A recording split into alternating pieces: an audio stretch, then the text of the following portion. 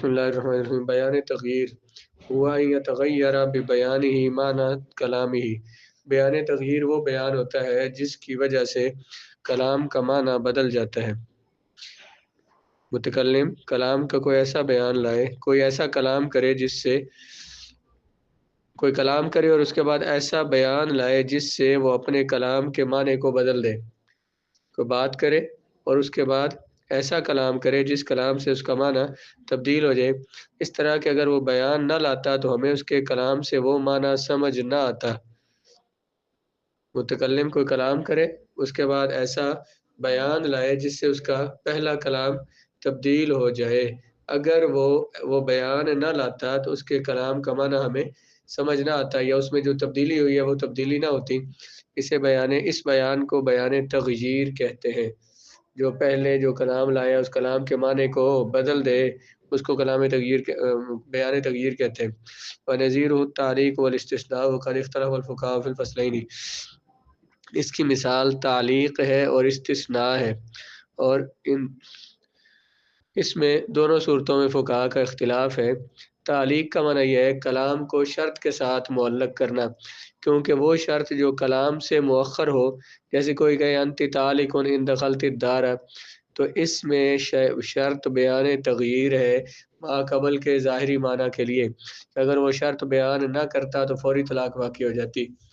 بندے نے کہا انت طالق، تو یہ کلام اس نے بولا ہے، اس کے ساتھ ہی اس نے یہ بول دیا ان دخلت الدار، اگر تو گھر میں داخل ہوئی۔ یہ جو ان دخلت الدار جو شرط ہے یہ ما قبل کے لیے بیان تغییر بن رہا ہے۔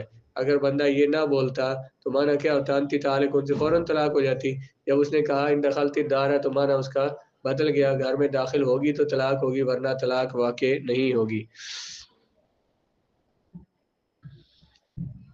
تو یہ شرط جو ہے یہ بیان تغییر ہے جس نے پہلے کلام کے معنی کو بدل دیا۔ کسی نے کہا کہ علیہ مئۃ، اقرار کیا کسی نے کہ میں نے فلاں بندے کا 100 روپیہ دینا ہے، 100 روپیہ دینا ہے۔ اس کے بعد اس نے کہا الا عشرۃ، سوائے 10 کے، مطلب کیا؟ 100 میں سے 10 کم کر کے، 100 میں سے 10 کم کر کے، پہلے کیا کہا تو اس نے 100 دینے ہیں، الا عشرۃ، 10 نہیں دینے اسے میں نے۔ یہ مطلب اگر یہ الا کے بعد والا کلام نہ ہوتا، الا اور بعد والا کلام استثناء نہ ہوتا تو معنی کیا ہوتا کہ وہ کیا کہہ رہا ہے کہ میں نے 100 روپیہ دینا ہے، الا عشرۃ سے اس کا معنی تبدیل ہو گیا، یعنی اس نے 100 نہیں دینا، 90 دینے اس نے۔ تو یہ جو بیان تغییر جو ہوتا ہے کس سے آتا ہے؟ تعلیق سے، شرط کے ساتھ معلق کرنے سے، یا پھر استثناء کے ساتھ ہوتا ہے۔ وقال اصحابنا المعلق بالشرط سبب عند وجود الشرط لا قبلہ۔ احناف نے فرمایا کہ کلام معلق بالشرط اس وقت حکم کے لیے سبب بنے گا جب شرط پائی جائے گی۔ وہ کلام جو شرط کے ساتھ معلق ہو حکم کے لیے سبب تب بنے گا جب شرط پائی جائے گی، اس سے پہلے وہ سبب نہیں، اس سے پہلے سبب نہیں بنے گا۔ لیکن جب بندے نے یہ کہا کہ یہی مثال جو دی ہے انت طالق ان دخلت الدار، اس نے کلام کو شرط کے ساتھ معلق کر دیا، تو یہ اس سے حکم کیا ثابت ہونا ہے کہ تو یہ طلاق ہے۔ یہ طلاق کا حکم کب ثابت ہوگا؟ جی، اگر کہ کلام معلق بالشرط، جس کو شرط سے معلق کیا ہو، یہ کسی حکم کے لیے سبب بنے گا جب وہ شرط پائی جائے گی، یعنی کہ سبب بنے گا طلاق کیا؟ یہ جو ان دخلت الدار، یہ طلاق کے واقع ہونے کے لیے سبب بنے گا جب یہ شرط پائی جائے گی، مطلب بندہ گھر میں داخل ہوگا۔ یہ جو کلام ہے ان دخلت الدار فانت طالق، انت طالق جو ہے، یہ طلاق کا سبب کب بنے گا؟ جب یہ شرط پائی جائے گی۔ امام شافعی کہتے ہیں تعلیق سبب فی الحال الا ان عدم الشرط مانع من الحکم۔ امام شافعی فرماتے ہیں کہ کلام معلق فی الحال حکم کے لیے سبب بن جائے گا، ہاں شرط کا نہ پایا جانا حکم کے پائے جانے سے مانع ہوتا ہے۔ اگر کسی کلام کو شرط کے ساتھ معلق کیا جائے تو امام شافعی فرماتے ہیں کہ وہ فوراً جو ہے نا وہ اس حکم کے لیے سبب بن جائے گا۔ انت طالق ان دخلت الدار فانت طالق، یا انت طالق ان دخلت الدار، اس میں انہوں نے یوں فرمایا کہ ہم نے کیا کہا کہ جب انت طالق یہ جو کلام ہے یہ حکم کا یعنی طلاق کے واقعہ ہونے کا سبب تب بنے گا جب شرط پائی جائے گی، یعنی بندہ گھر میں، عورت گھر میں داخل ہوگی۔ امام شافعی فرماتے ہیں کہ انتی طالقن، یہ طلاق کا سبب فوراً بن جائے گا، جب اس نے کو بولا انتی طالقن ان دخلتی دار، فوراً بن جائے گا، لیکن وہ طلاق رکی رہے گی کیونکہ ابھی تک شرط پائی نہیں گئی۔ ہم نے کہا کہ ابھی سبب بنا ہی نہیں، انتی طالقن والا کلام جو ہے نا طلاق کا سبب بنا ہی نہیں جب تک کہ شرط نہیں پائی جائے گی۔ وہ کہتے ہیں سبب یہ بن گیا ہے لیکن طلاق ان کے نزدیک بھی واقعہ نہیں ہوئی کیونکہ ابھی تک شرط نہیں پائی گئی۔ تو اس کا ان میں فرق کیا ہوگا احناف کے اور زوافے کے مذہب میں؟ تو کہا اذا قال لاجنبیۃ ان تزوجتک فانت طالق، کسی نے کسی اجنبی عورت سے کہا کہ اگر میں تجھ سے شادی کروں تو تجھے طلاق ہے، یا کسی دوسرے کے غلام سے کہا اگر میں تیرا مالک بنوں تو تو آزاد ہے۔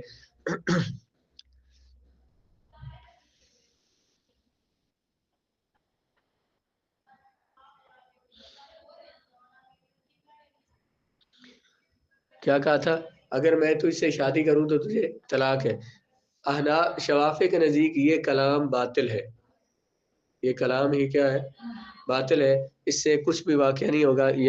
یکون التعلیق باطلا عنده، تعلیق کلام کو شرط کے ساتھ معلق کرنا یہ باطل ہوگا، لأن حکم التعلیق انعقاد صدر الکلام علت والطلاق لطاق هنا لم ينعقد علتا لعدم اضافت الى المحل، کیونکہ یہ جو اس نے شرط کے ساتھ معلق کیا نا اگر میں تجھ سے شادی کروں تو تجھے طلاق ہے، یہ معلق کرنا بنتا ہی نہیں تھا۔ اس نے جو طلاق کو لعدم اضافت الى المحل، کیونکہ اس نے طلاق کی نسبت کی ہے اس عورت کی طرف جو طلاق کا محل نہیں ہے، اس کی شادی اس کے ساتھ نہیں ہوئی تو وہ اسے کیسے طلاق دے سکتا ہے؟ اس لیے اس نے طلاق کی نسبت کس کی طرف کی ہے؟ اس عورت کی طرف جو بھی طلاق کا محل نہیں ہے۔ کسی اور کے غلام کو کہہ رہا ہے کہ اگر میں تیرا مالک بنا تو تو آزاد ہو جائے گا، میں تجھے آزاد کر دوں گا، تو یہ کلام وہ بول ہی نہیں سکتا کیونکہ وہ غلام کا مالک نہیں ہے، جو جس پر لعدم اضافت الى المحل، وہ طلاق کی آزادی کی نسبت محل کی طرف کر ہی نہیں رہا جسے آزاد ہونا چاہیے، جسے طلاق ہونی چاہیے۔ اس لیے باطل حکم التعلیق کی معلق کرنے والا حکم ہی باطل ہو جائے گا، یہ تعلیق کرنا صحیح نہیں ہے۔ دیکھیں نا انہوں نے پھر پچھلی بات کو دہرائے، شوافے نے کیا کہا کہ حکم فوراً منعقد ہو جائے گا لیکن شرط اس حکم کے واقعہ ہونے سے کیا ہے؟ مانے اسے روک رہا، ان دخلت الدار فانت طالق ان سے۔ احناف نے کیا کہا کہ حکم تب واقع ہوگا جب شرط پائی جائے گی۔ انہوں نے کہا کہ شوافے نے کہ حکم تو فوراً پایا جائے گا لیکن وہ حکم رکا رہے گا، ثابت نہیں ہوگا جب تک عورت گھر میں داخل نہیں ہوگی۔ تو یہاں پہ جب وہ کہہ رہا ہے کہ ان تزوجتک فانت طالق، اگر میں تجھ سے نکاح کروں تو تجھے طلاق ہے، تو انت طالق یہاں واقعہ ہو نہیں سکتا۔ ہم نے تو کہا نا کہ جو شادی کرے گی شرط پائی جائے گی تو اگلا حکم ثابت ہوگا، شادی اس کے ساتھ کرے گا تو یا غلام کا مالک بنا تو آزادی والا حکم پایا جائے گا۔ وہ کہتے ہیں یہ کلام ہی باطل ہے کیونکہ وہ جس کو کہہ رہا ہے کہ تجھے طلاق ہے یا تو آزاد ہے وہ اس کا مالک ہی نہیں، تو اس کا کلام ہے ہی باطل ہے، سرے سے کلام ہی باطل ہے۔ یہ اس کے ساتھ شرط کے ساتھ معلق کرنا یہ ٹھیک ہی نہیں کیونکہ اس کا وہ مالک نہیں ہے۔ کو فرق سمجھ آئے نے کیا کہا بنا؟ ابھی احناف کی بات نہیں کی، شوافی کے نزدیک یہ کلام ہی اس کا کیا ہے؟ باطل ہے، کیونکہ ان کے نزدیک جو حکم ہے وہ فوراً واقعہ ہو جانا چاہیے انتی طالق والا، تو ابھی فوراً تو واقعہ ہو نہیں سکتا کیونکہ اس کے بیوی جو نہیں، اس لیے یہ کلام ہی وہ کہتے ہیں کہ اسے نہیں بولنا چاہیے، کلام ہی غلط ہے۔ احناف کہتے ہیں وَإِنْدَنَا کانت تعلیق صحیح، یعنی یہ معلق کرنا ٹھیک ہے، اگر کبھی اس نے اس عورت سے شادی کی تو اسے طلاق واقع ہو جائے گی، کیونکہ اسی وقت جب شرط پائی جائے گی تو علت تب بھی بنے گا، یہ حکم سبب تب بھی بنے گا۔ احناف نے کیا کہا؟ جب شرط پائی جائے گی تو حکم ثابت ہوگا یا سبب ثابت ہوگا، جو طلاق کا سبب ہے وہ تب ثابت ہوگا جب شرط پائی جائے گی، تو ابھی شرط پائی نہیں گئی ہے، شرط پائی نہیں گئی تو حکم بھی ثابت نہیں ہوگا، نہ حکم ثابت ہوگا نہ اسے طلاق واقع ہوگی، اور اس کا کلام بہرحال یہ بولنا صحیح ہے، اگر وہ کبھی اسے شادی کرے گا تو اس شرط سے اسے طلاق واقع ہو جائے گی۔ جب شوافے نے یہ کہا کہ یہاں سبب بنا ہی نہیں، یہاں طلاق کا سبب بنا ہی نہیں ہے، کیونکہ ان کے نزدیک تو جب کلام معلق ہو تو فوراً سبب بن جاتا ہے، فوراً سبب بن نہیں سکتا کیونکہ وہ اس کے نکاح میں نہیں ہے یا غلام کا وہ مالک نہیں ہے، تو اس وجہ سے وہ یہ کلام ہی باطل ہے۔ اگر کبھی اس عورت سے اس کا نکاح ہو جائے تو اس لگائی ہوئی شرط سے اسے طلاق نہیں ہوگی، کیونکہ اس کا یہ کلام باطل تھا۔ حناف کیا کہتے ہیں کہ کبھی اس سے نکاح ہو جائے گا تو طلاق اسے اس شرط سے ہو جائے گی، لیکن شفافی کہتے ہیں کہ اس شرط سے طلاق واقع نہیں ہوگی، کیونکہ اس نے کلام بولا تھا، کلام لغو تھا، اس کی ضرورت نہیں تھی۔ کیوں بلا کہ ان کے نزدیک یہ جو سبب ہے یہ فوراً واقع ہو جاتا ہے، تو یہاں پہ سبب فوراً واقع ہو نہیں سکتا، فوراً طلاق واقع ہو نہیں سکتی، غلام وہ بن نہیں سکتا کیونکہ وہ ان کا مالک نہیں ہے۔ یہ اس کو مختصر تھوڑا سا کیا ہے اس کو، تو اس کو اسی طرح سے سمجھ لیجیے گا۔ ولهذا المعنى قلنا شرط صحة التعليق للوقوع في صورة عدم الملك يكون مضافا إلى الملك أو إلى سبب من الملك۔ اسی وجہ سے ہم نے کہا ہے کہ جب کسی کلام کو معلق کرنا ہو تو اسے ملک پر معلق کریں یا ملک کے سبب پر معلق کریں۔ عدم ملکیت کی صورت میں وقوع تعلیق شرط کے واقع ہونے کے، جب بندہ کسی عورت کا مالک نہیں ہے یا کسی بھی غلام کا مالک نہیں ہے تو اس کا معلق کرنا ٹھیک تب ہوگا جب وہ اسے اس میں ملکیت کا سبب بیان کرے گا۔ کلام کو معلق کرنا صحیح تب ہوگا جب ملکیت کی طرف مضاف کرے یا ملکیت کے سبب کی طرف کلام کو مضاف کرے۔ کیا بات کہی، اس کو دہرائیں پھر اگلی بات کرتا ہوں۔ کیا تعلیق کے جب بندہ کسی چیز کا مالک نہیں ہے تو اس کو کلام کو معلق کرنے کے لیے اس کے لیے شرط ہے کہ وہ اس کی نسبت کدھر کرے، ملک کی طرف یا ملک کے سبب کی طرف کرے۔ دیکھیں نا یہیں پہ جب وہ کہہ رہا ہے اگر ویسے اس عورت کو کہتا ہے جس کا اسے نکاح نہیں ہوا تو یہ طلاق ہے، تو اس سے طلاق واقع نہیں ہونی، اس کا کلام یہ لاغو ہے۔ لیکن اگر اس کو ملک کی طرف مضاف کرتا ہے، یعنی اگر میں تیرا مالک بنوں، اگر تجھ سے شادی کروں تو یہ طلاق ہے، ملک کی طرف مضاف کر دیا، یا ملک کا سبب بیان کر دیا، اگر میں تجھے خریدوں تو تجھے طلاق ہے، غلام کو کہا اگر میں تجھے خریدوں تو خریدے گا تو اس کا مالک بن جائے گا، مالک بن جائے گا تو وہ آزاد ہو جائے گا۔ تو یہ معلق کرنا عدم ملک، اس قانون کی وجہ سے ہم نے یہ کہا ہے، قانون کون سا ہمارا کہ عدم ملکیت کی صورت میں جب بندہ کسی کا مالک نہیں ہے تو تعلیق کے واقعہ ہونے کے، تعلیق کے صحیح ہونے کے لیے شرط یہ ہے کہ اسے ملکیت یا ملکیت کے سبب کی طرف مضاف کیا جائے، ملکیت کی طرف یا ملکیت کی طرف، یعنی کہ میں تو میری بیوی ہے، اگر یوں کہ تو میری بیوی ہے تو میں تجھے طلاق دیتا ہوں، یہاں تو ملکیت بول دی گئی، اور اگر یا تو میرا غلام ہے تو میں تجھے آزاد کرتا ہوں، اور اگر وہ مالک نہیں ہے تو پھر یوں کہے جب میں تجھ سے نکاح کروں یا جب میں تیرا مالک بنوں تو آزاد ہے، تجھے طلاق۔ وَكَذَلِكَ طَوْلُ الْحُرِّ يَمْنَعُ جَوَازَ نِكَاحِ الْأَمَةِ عِنْدَهُ۔ اسی وجہ سے آزاد عورت کا کہ نکاح پر جب قدرت ہو تو لونڈی سے نکاح نہیں کر سکتا شوافی کے نزدیک۔ جو بندہ آزاد عورت سے نکاح کر سکتا ہو نا تو لونڈی سے اسے نکاح کرنے کی اجازت اسے نہیں ہے، یعنی آزاد عورت کا مہر دے سکتا ہو تو لونڈی سے نکاح نہیں کر سکتا۔ لأن الکتاب اللہ کا نکاح علامت بعدم الطول، کیونکہ قرآن مجید نے کیا فرمایا، من لم یستطع منکم طولا ان ينکح المحصنات المؤمنات فمما ملکت ایمانکم، جو تم میں سے استطاعت نہ رکھتا ہو پاک دامن مومن عورتوں سے نکاح کرنے کی، محسنات سے آزاد مراد ہوگی، آزاد مومن عورتوں سے نکاح کرنے کی تو وہ لونڈیوں سے نکاح کریں، جو آزاد سے نکاح نہ کر سکتا ہو تو وہ لونڈیوں سے نکاح کریں۔ اسے بات کیا کریں، احناف کے نزدیک یہ تعلیق بھی شرط میں اختلاف ہے کہ جب اسی وجہ سے کہ جب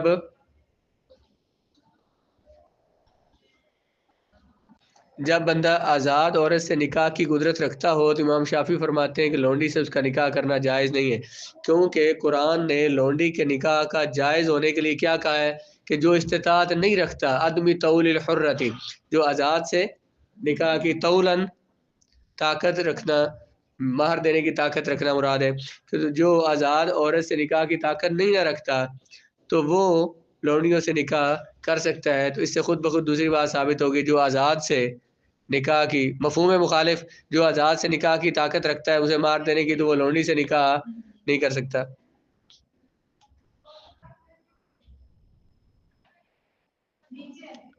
فَإِنْدَ وُجُودِ الطَّوْلِ كَانَ الشَّرْطُ عَدْمًا، جب طول آزاد عورت سے نکاح کی قدرت پائی جائے گی تو جو شرط ہے وہ نہیں پائی جائے گی، اور شرط کا نہ پایا جانا یہ حکم سے مانے ہوتا ہے، ان کے نزدیک کیا ہے؟ پیچھے ہم نے کیا کہا تھا؟ جب بندے نے یہ کہا کہ ان دخلت الدار فانت طالق، تجھے طلاق ہے، ان کے نزدیک یہ حکم تو فوراً واقع ہو جائے گا، لیکن شرط کی وجہ سے رکا رہے گا۔ تو جب شرط نہیں پائی جائے گی تو مشروط بھی نہیں پایا جائے گا، تو اس لیے انہوں نے کہا کہ جو آزاد، اور قرآن نے کیا کہا؟ جو آزاد سے نکاح کی طاقت نہیں رکھتا تو وہ لونڈی سے نکاح کرے۔ اس سے خود بخود ثابت ہوا کہ جو اس سے طاقت نکاح کی رکھتا ہے تو وہ لونڈی سے نکاح نہیں کر سکتا، کیونکہ لونڈیوں کو مہر کم دیتے ہوتے تھے، یا لونڈیوں سے نکاح کرتے تھے، تو اس وجہ سے یہاں شرط نہیں پائے گی تو مشروط نہیں پایا جائے گا۔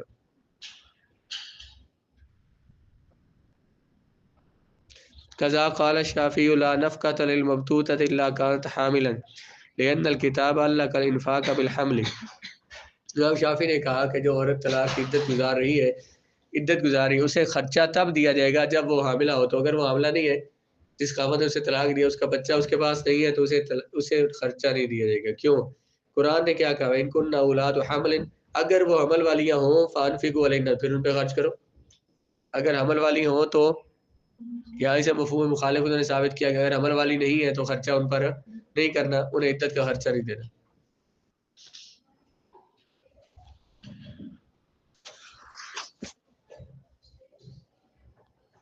یہ شوافے نے کہا ہے۔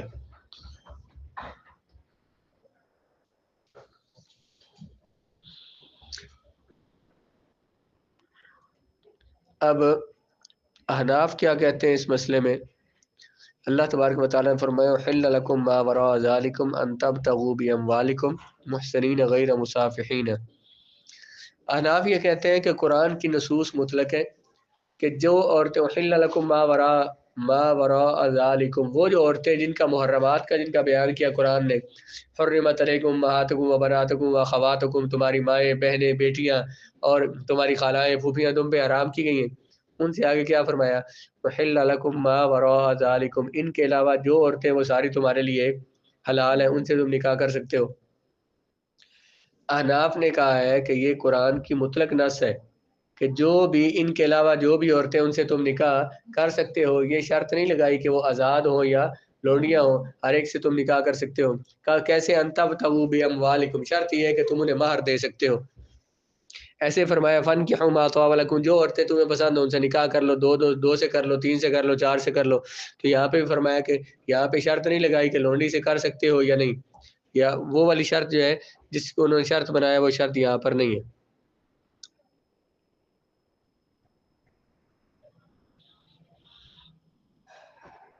وہ جو شرط، وہ پھر قرآن میں شرط کیوں لگائی؟ وَإِن كُنَّ أُولَاتُ حَمْلٍ فَأَنفِقُوا عَلَيْهِنَّ، اگر حمل والی ہوں تو ان پر خرچ کرو، وہ شرط کیوں لگائی؟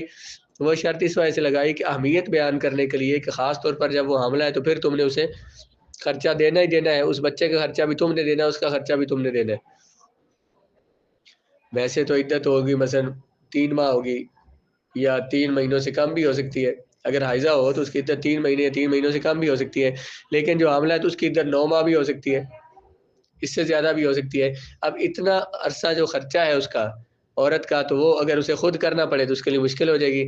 اس لیے حاملہ کی خاص اہمیت کو بچے کی اہمیت کو بیان کرنے کے لیے فرمایا گیا کہ اگر وہ ان کن اولاد حمل فانفقوا علیہن، پھر انہیں خرچہ تم لازمی دو، یعنی ان کے بچوں کا بھی، بچے کا خرچہ بھی انہیں دو۔ ایسے فرمایا وعلی المولود لہ رزقہن وکسوتہن، قرآن نے کیا کہا کہ جن مرد کے لیے بچہ پیدا کیا گیا تو اس پر لازم ہے عورتوں کا رزق اور ان کا لباس۔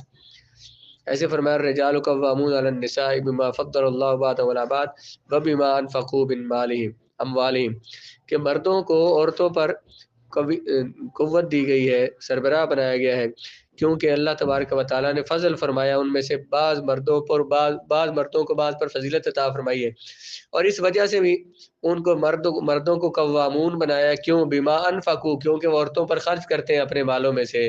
تو اتنی ساری مطلق نصوص ہیں قرآن مجید کی جن میں یہ شرط نہیں لگائی گئی کہ وہ حاملہ ہو یا نہ ہو، یا تو ہر عورت کو کہا گیا کہ اس کو خرچہ دیں گے۔ یہ جو 2 خرچے پر بیان کیے نصوص اور 2 نکاح پہ بیان کیے ہیں، کہ اس میں سے یہ نہیں کہا گیا کہ آزاد عورت کے ہوتے ہوئے تو لونڈی سے نکاح نہیں کر سکتے۔ یہ صرف بیان اس بات کا تھا جو اس آیت میں بیان کیا گیا کہ جو تم میں سے آزاد سے نکاح کرنے کی طاقت نہیں رکھتا تو لونڈیوں سے کر لیں. تو اس وجہ سے کہ یہ بتانے کے لیے صرف یہ کہ لونڈیوں سے نکاح کرنا جائز ہے آزاد مرد کے لیے، یہ بتانے کے لیے تھا. یہ اس پہ پابندی لگانے کے لیے نہیں کہ جو آزاد سے نکاح نہیں کر سکتا تو وہ لونڈی سے نکاح کرے. انہوں نے کہا کہ یہ لونڈیوں سے نکاح بالضرورت مجبوری کے طور پہ ثابت ہوتا ہے، اس وجہ سے وہ مجبوری اس کتاب بھی ثابت ہوگی. جب وہ غریب ہوگا، وہ خرچہ مہر اتنا عورتوں کو، آزاد عورت کو خرچہ یا نفقہ یا مہر نہیں دے سکتا تو پھر وہ لونڈی سے نکاح کرے.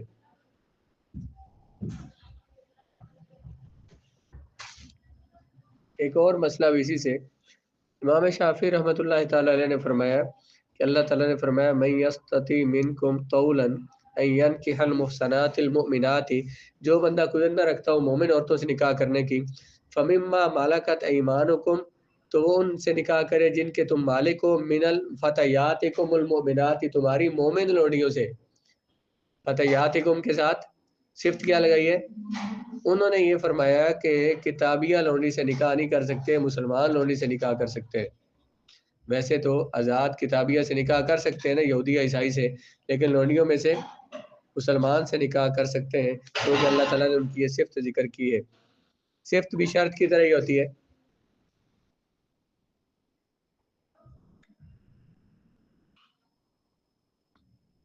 احناف کے نزدیک اس صفت کے نہ ہونے سے عدم وصف عدم حکم لازم نہیں آتا. صفت نہ ہونے سے حکم کا باطن ہونا لازم نہیں آتا. اگرچہ اس نص سے مومنہ لونڈی سے نکاح کا جواز ثابت ہوتا ہے اور کافرہ کتابیہ لونڈی کے ساتھ نکاح نہ کرنے کا اس میں کوئی حکم نہیں ہے. اس سے یہ تو ثابت ہوتا ہے کہ مومن لونڈی سے نکاح کر سکتے ہو، لیکن اس سے یہ کہیں نہیں ثابت ہوتا کہ کافر سے یا کتابیہ لونڈی سے نکاح نہیں کر سکتے. یہ ثابت نہیں ہوتا، اس لیے احناف نے اس بات کو نہیں مانا. اسی طرح سے ایک اور بات ہے، ایک اور مسئلہ جو نکاح میں ربیبہ کا مسئلہ ہے کہ جو ربیبہ ہے، ربیبہ کسے کہتے ہیں؟ ایک عورت کی کسی مرد سے شادی ہوئی اور اس کے کوئی بچے ہیں، وہ خاوند فوت ہو گیا یا اس نے طلاق دے دی، اس نے دوسری مرد سے نکاح کیا، تو وہ بچے اس دوسرے مرد کی پرورش میں جو جائیں گے نا، جو بیٹیاں ہوں گی تو انہیں بولتے ہیں ربیبۃ، کہ وہ مرد انہیں پال رہا ہے. تو قرآن نے فرمایا وَرَبَائِبُكُمُ اللَّاتِي فِي حُجُورِكُم مِّن نِّسَائِكُم، حرام کی گئی ہے تم پر وہ ربیبہ لڑکیاں، فی حجورکم جو تمہاری گود میں ہو، حجر گود کو کہتے ہیں، جو تمہاری پرورش میں، من نسائکم جو تمہاری بیویوں سے ہوں، وہ بیویاں لاتی دخلتم بہن جن بیویوں کے ساتھ تم نے دخول کیا ہو، ان کی جو ربیبہ ہے نا، اور وہ ربیبہ بھی کون سی؟ فی حجورکم جو تمہاری پرورش میں ہے، تو ان سے تم نکاح نہیں کر سکتے، وہ تم پہ حرام ہے. اس سے شوافی نے یہ فرمایا کہ وہ ربیبہ جو تمہاری پرورش میں ہے، قرآن اسے کہہ رہا ہے کہ اس کے ساتھ نکاح نہیں کر سکتے، جو تمہاری پرورش میں نہ ہو اس سے کر سکتے ہو. بیوی کی جو بیٹی ہے، جس عورت سے نکاح کیا، اس کی بیٹی جو تمہاری پرورش میں ہے اس سے نکاح تو نہ کرو، اور جو تمہاری پرورش میں نہیں ہے تو اس سے تم نکاح کر سکتے ہو، کیونکہ فی اللاتی فی ربائبکم اللاتی فی حجورکم کی صفت لگائی گئی ہے. اس صفت کا اعتبار کیا جائے گا. احناف کہتے ہیں کہ یہ صفت لازم نہیں ہے، یہ اللہ تبارک و تعالیٰ نے اس لیے فرمایا کہ اکثر ہوتا ہے ایسے تھا ان کے عرف میں کہ وہ جو ربیبہ ہوتی تھی تو ان کو بزرگوں، وہ جو ربیبہ ہوتی تھی نا، جو ان خواتین کے ساتھ آتی ہیں، ان میں رواج یہی تھا کہ وہ اپنی ماں کے ساتھ ہی ہوتی تھی، بچے ہوتے تھے اور انہیں اگلی ماں ہی انہیں پالتی ہوتی تھی، اگلا باپ ہی انہیں پالتا ہوتا تھا. اس وجہ سے قرآن نے جو ان کے ہاں رواج تھا، عرف میں جو تھا، اس کا ذکر کیا کہ وہ ربیبہ جو تمہاری پرورش میں ہے. تو ورنہ پرورش میں ہو یا نہ ہو، جس عورت سے نکاح کیا تو اس کی بیٹی سے نکاح نہیں ہو سکتا. اللہ تی دخل تم بہن، وہ عورتیں جن کی رخصتی ہوئی ہے، نکاح ہوا رخصتی بھی ہوئی ہے، تو ان کی بیٹیوں سے نکاح نہیں کر سکتے. اس کے بعد ایک اور مسئلہ ہے کہ ذهب اصحاب الى ان الاستثناء تکلم بالباقی بعد سلیہ کان لم يتکلم الا بما بقي. احناف کے نزدیک، امام اعظم کے نزدیک جو استثناء ہے یہ تکلم بالباقی کا نام ہے. کس کا نام ہے؟ تکلم بالباقی کیا ہے؟ آپ نے پیچھے مثال میں پڑھا، کسی نے کہا کہ مجھ پر فلاں کے علیہ مئۃ، مجھ پر 1000 لازم ہے فلاں کے، الا عشرۃ، کتنے لازم ہو گئے اس پر؟ 90 لازم ہو گئے. 90 کیسے لازم ہوئے؟ مجھ پر 100 ہے، الا عشرۃ سوائے 10 کے. یہ جو تکلم بالباقی کا مطلب کیا ہوا؟ اس 100 میں سے یہ 10 نکالے تو باقی کتنے بچ گئے؟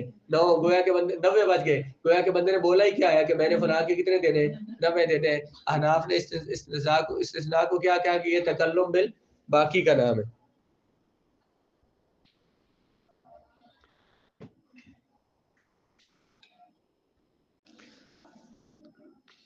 وعنده صدر الكلام ينعقد إلا للوجوب الكلي إلا أن الاستثناء يمنع من العمل. شوافی فرماتے ہیں کہ جب بندے نے یوں کہا نا کہ مجھ پر میں نے فلاں کا 100 روپیہ دینا ہے الا عشرۃ، تو 100 جب اس نے 100 کہہ دیا، اقرار کر لیا، تو 100 اس پر لازم ہو جائے گا. لیکن یہ اگلا جو الا کے بعد جو 10 بولا ہے، الا کے بعد جو اس نے استثناء کیا ہے، استثناء اس پر عمل کرنے سے اسے روک دیتا ہے. اناف کہتے ہیں اس پر لازم ہی کتنے ہوئے؟ 90 روپے. وہ کہتے ہیں کہ اس پر 100 لازم تو ہو گئے تھے، لیکن اس 100 کو دینے سے مانے ہے، روک رہا ہے اگلا جو اس نے استثناء کیا ہے. اس کی مثال پھر نیا مسئلہ آگے آئے گا. ایک مسئلہ ہے حدیث پاک میں اللہ تعالیٰ رسول اللہ نے فرمایا لا تبیع الطعام بالطعام الا سواء بسواء. کھانے کے بدلے میں کھانا نہ بیچو مگر برابر برابر. مگر کیسے بیچو؟ احناف یہ کہتے ہیں کہ استثناء کو ذرا ساتھ ملا کے بات کی جائے گی. استثناء تکلم بالباقی کا نام ہے، تو جب تک یہ کلام پیچھے جو ہم نے قانون ان کا پڑھا کہ ان کے نزدیک کلام واقع ہو جائے گا، لیکن استثناء اور شرط اس کلام کو واقع ہونے سے روک دیتی. شوافی کے نزدیک، احناف کے نزدیک یہ کلام واقع یوں ہوا ہے کہ کھانے کو برابر برابر ہی بیچ سکتے ہیں، اس کے علاوہ نہیں بیچ سکتے. وہ یہ فرماتے ہیں کہ جب کہا گیا کہ کھانے کو کھانے کے بدلے میں نہ بیچو، تو یہ بات ثابت ہو گئی کہ کوئی بھی کھانے کی چیز کے برابر کے بدلے میں نہیں بیچ سکتے. کھانے کی کوئی چیز بھی کھانے کی چیز کے بدلے میں نہیں بیچ سکتے ہیں. تو الا سواء بسواء، یہ جو بعد میں مستثنیٰ ہے نا، ان شافی صدر الکلام ان عقد علت لحرمت بیع الطعام بالطعام علی الاطلاق وخرج من هذه الجملة صورت المساوات. لیکن جو ایک صورت جو ہے وہ جائز ہے، الا کے بعد نئی صورت آگے کیا برابر برابر بیچے تو یہ جائز ہے. اس سے انہوں نے یہ مسئلہ ثابت کیا کہ اگر کوئی ایک مٹھی کھانا دے کر، کھانے کی چیز دے کر 2 مٹھیاں لیتا ہے بدلے میں، ایک ہاتھ لے کر 2 ہاتھ بھر کے دیتا ہے، تو یہ بیع کرنا جائز ہے. یہ بیع کرنا بھی جائز نہیں ہے. احناف کے نزدیک یہ جو ہے نا کہ جو سود کا باب آپ نے کتاب ربا میں پڑھا کہ جو حضور نے کیا فرمایا کہ جو جب جن حدیث سے کیا ثابت ہوا الذهب بالذهب والفضة بالفضة والقمح والملح بالملح والتمر بالتمر والشعير بالشعير والقمح گندم کا آگے پیچھے نام ہے. تو ان کو کیا سوان بسوان برابر برابر بیچنا ہے، یدن بیدن ہاتھوں ہاتھ بیچ. اس سے احناف نے کیا کہا تھا بلا؟ انہوں نے کہا کہ جس چیز میں جنس ہوگی، جب جنس ایک ہوگی اور کیل وزن اور کیل ہوگا تو وہاں پہ سود ہوگا ان چیزوں میں. تو جب کیل ہوگا تو کیل کی شرط لگائی ایک وزن اور تول کی، تو ان کے نزدیک کم از کم تول کون سا تھا؟ نصف سا. تو نصف سا یا اس سے اوپر چیز بیچی اور خریدی جائے گی زیادتی کمی کے ساتھ تو سود ہوگا. اس سے کم جو چیز ہے وہ زیادتی کمی کے ساتھ اگر دی بھی تو احناف کے نزدیک سود نہیں ہوگا، کیونکہ اس میں کیل جاری نہیں ہوتا. اگر میں آپ نے چائے پکانی تھی جو چینی مک گئی تو آپ کیا کرتے ہیں بلا؟ جو ہے نا ادھر سے نایاب نے سرینا کا اے کپ پار دینا چینی کا، مجھے ضرورت پڑی تھی، ابھی میں چینی منگواؤں گی بازار سے، پھر تجھے کپ پار کے واپس کر دوں گی. یا اس نے کہا جی نہیں میں ایک کپ تو نہیں لوں گی بچوں 2 لوں گی، تو اس کے لیے 2 لینا جائز ہے. کیونکہ یہ جو کپ میں انہوں نے چائے چینی دی ہے یہ اس پیمانے سے بہت نیچے ہے، کیونکہ کیل جس میں ہوتا ہے اس میں سود ہوتا ہے، اس میں یہ کیل میں داخل ہی نہیں ہے، اس لیے اس میں سود نہیں ہے احناف کے نزدیک. لیکن شوافی کیا فرما رہے ہیں اس حدیث کی وجہ سے لا تبیع الطعام بالطعام، کھانے کو کھانے کے بدلے میں نہ بیچو. تو یہ چینی کے بدلے میں چینی جو لی جا رہی ہے زیادتی کمی کے ساتھ، یہ جو لی جا رہی ہے ایک مٹھی کے بدلے میں 2 مٹھیاں، ایک کپ کے بدلے میں 2 کپ جو ہے، تو یہ کھانے کے بدلے میں کھانا ہی بیچا جا رہا ہے. وہ کہتے ہیں بیچنا جائز ہی نہیں ہے، کیونکہ یہ کلام واقع ہو گیا ہے. اللہ کو نہیں دیکھنا ہم نے، یہ کلام واقع ہو گیا کھانے کی چیز کے بدلے میں کھانے کی چیز نہ بیچو، اس لیے یہ بیچنا جائز نہیں. احناف کے نزدیک یہ جائز ہے کیونکہ یہ کیل اور مقدار سے کم ہے. کم از کم جو پیمانہ تھا وہ کیا تھا؟ نصف سا. وہ کتنا بنتا ہے؟ 2 کلو. اس سے کم کی چیز زیادہ کمی زیادتی کمی کے ساتھ لے سکتے ہیں.